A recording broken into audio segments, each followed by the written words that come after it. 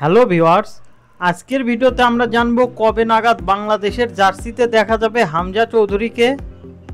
তাহলে চলুন আর কথা না বাড়িয়ে শুরু করা যাক আজকের ভিডিওটি। প্রায় 2 বছর আগে বাংলাদেশি বংশোদ্ভূত ইংলিশ ফুটবলার হামজা চৌধুরী বাংলাদেশের হয়ে খেলার ইচ্ছা পোষণ করেছিলেন। ইংল্যান্ডে জন্ম নিলেও বাংলাদেশকে যে হৃদয়ে ধারণ করেন তা বিভিন্ন বার্তায় একাধিকবার বুঝিয়েছেন লেস্টার সিটির এই মিডফিল্ডার। এরই ধারাবাহিকতায় তাকে বাংলাদেশ দলে খেলানোর প্রক্রিয়া শুরু করে বাফুফে।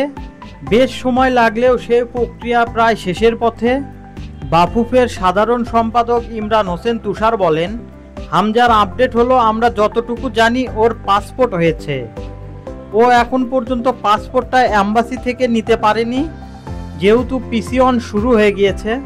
হামজা চৌধুরীর বাংলাদেশি পাসপোর্ট প্রস্তুত হলেও কবে নাগাদ তাকে লাল সবুজের জার্সিতে দেখা যাবে তা নিশ্চিত নয়। যদিও আসন্ন সেপ্টেম্বরে রয়েছে ফিফা উইন্ডো, সেখানে হামজাকে খেলানো হবে কিনা সেটা সময়ই বলে দেবে। সর্বশেষ বাংলাদেশের কোটি ফুটবল প্রেমীদের একটাই চাওয়া, যত দ্রুত সম্ভব হামজা চৌধুরীকে বাংলাদেশে আনা হোক। প্রিয় দর্শক, আমাদের ভিডিওটি ভালো লাগলে অবশ্যই একটা লাইক দেবেন, আর খেলাধুলার সকল আপডেট সবার আগে পেতে আমাদের নিউজ এক্সট্রা বিডি ইউটিউব চ্যানেলটি সাবস্ক্রাইব করুন। এতক্ষণ আমাদের পাশে থাকার জন্য আপনাদের জানাই আন্তরিক ধন্যবাদ।